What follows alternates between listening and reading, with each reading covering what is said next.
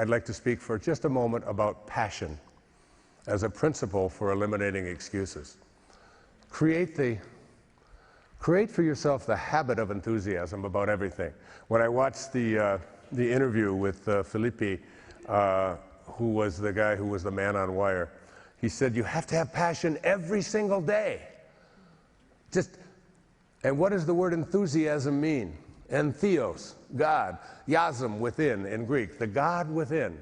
That's the meaning of, when you have passion for anything inside of you, you are really, that's God speaking to you.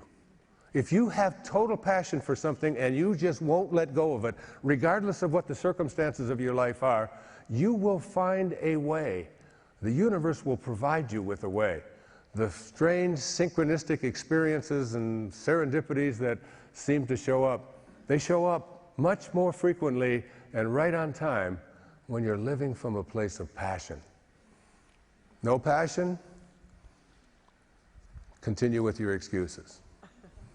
Passion is the creative source inside of you. Walk with it. I do it every day. Hold hands with it. Make it your number one relationship in life, not to your spouse, not to your children, not even to yourself. Make your number one relationship to your source, to God, to that place from which you returned, to which all things return. Live from a place of passion, and you will be guided. Those principles that I've just spoken briefly about, alignment, passion, willingness, they're all exemplified in someone that I'd like to introduce to America. His name is Dan Caro, C-A-R-O, Dan Caro. He was born in 1979. And on St. Patrick's Day in 1982, on March the 17th, he was out in his backyard. He's from New Orleans, Louisiana. His mom was watching him, and he scooted off just for a second into the garage. And in the garage, there was a can of gasoline, and he tipped it over, and there was a hot water heater in there with a flame, a pilot, and it exploded. It was a flash fire, and this little 2-year-old boy was burned over 75 to 80% of his body. He was just awash in fire. His mother ran in fact, his mother and father are both here this evening and flew here for this program. And I heard about Dan from my dear sweet friend Tiffany, who also is from New Orleans, and she said she had met this young man and he just really made an impact on her. And over the course of the next 12 or 14 years, he underwent 80 plus surgeries at the Shriner Hospital up in Massachusetts. When they wrapped him up, and they have to wrap them, and when they unwrapped his hands, his hand fell off. And when they unwrapped his other hand, his fingers and his hand fell off. And when they unwrapped his feet, after all of this therapy and all of his toes fell off. He was scarred from head to toe, burnt, and no one even anticipated that he would survive.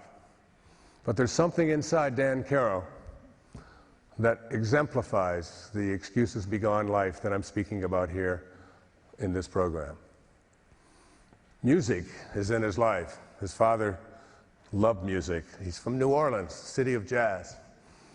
He always envisioned himself as a musician, and yet he was hopelessly burned, and everyone thought that he probably wouldn't even live to be 3 or 4. But there was something inside of Dan, that compassion, that passion, that willingness, that desire to make something more of himself. He wanted to be a musician more than anything. Music was in his soul, even when he was 2 years old, and I've seen pictures of that beautiful little 2-year-old boy.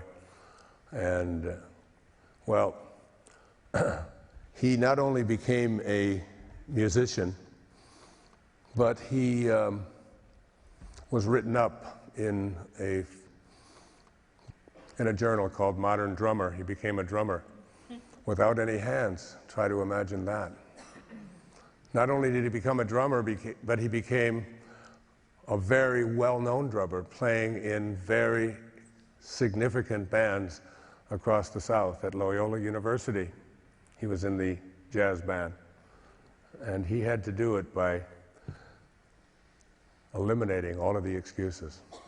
And I invited Dan to come on my program when I met with him. And I've had him speak with me, and he will knock you out. Ladies and gentlemen, I'd like him to speak a little bit to you and then maybe even show you what it is that he does. My friend, Dan Caro.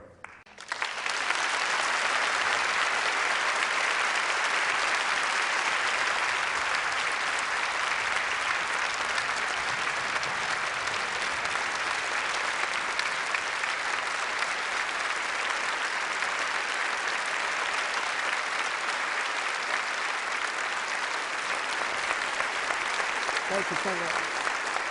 Thank you, thank you. What do you say after Wayne Dyer talks, right? And he pretty much covers everything. But I want to share something with you.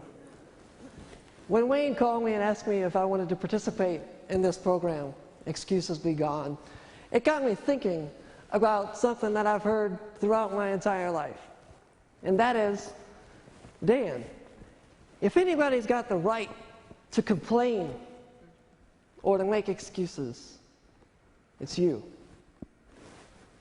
What does that mean?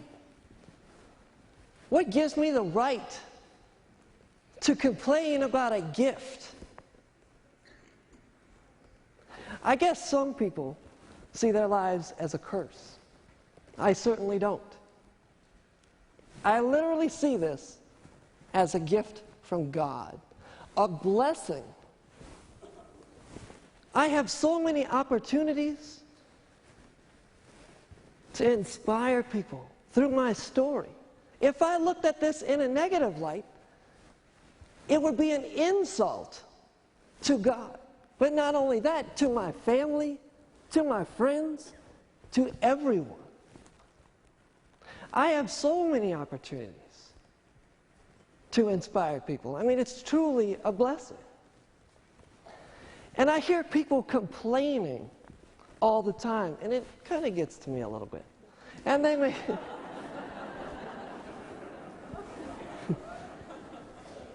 and they make some pretty ridiculous excuses.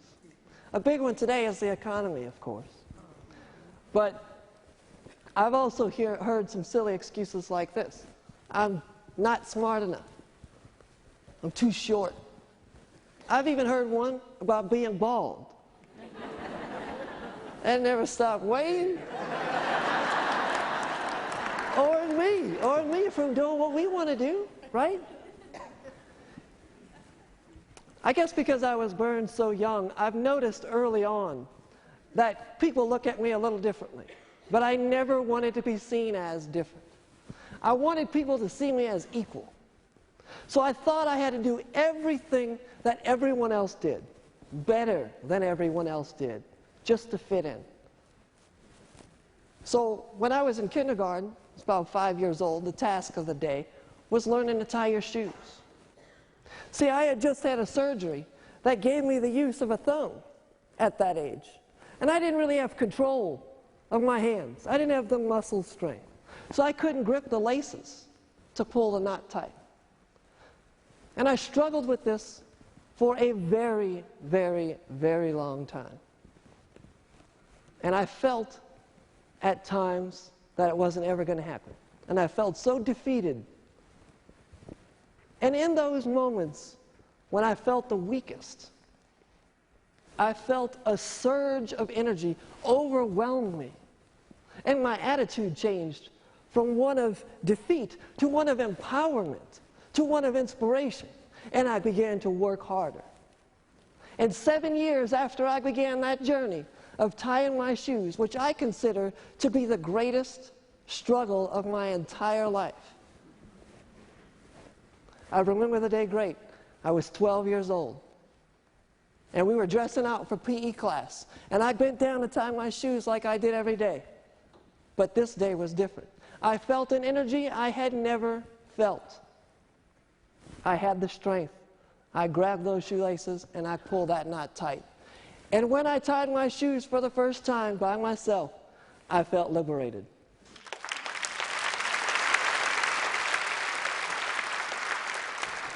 It was as though I was in the presence of God. And I felt like God was asking me, what do you want to do now?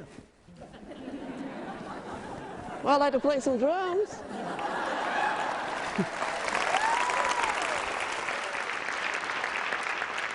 So you guys are probably wondering how I hold it, right?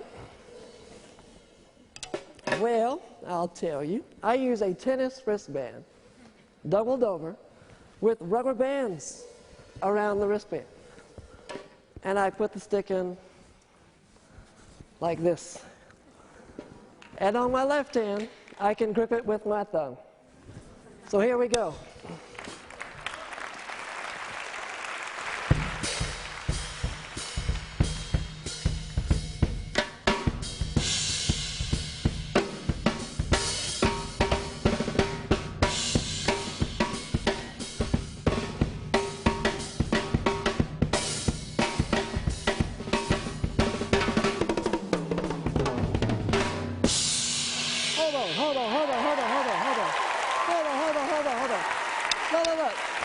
Hold on one second.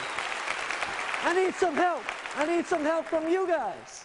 Okay? Y'all gonna keep a beat for me, all right? Check it out. Do this. With your clap. Right? Come on, Wayne.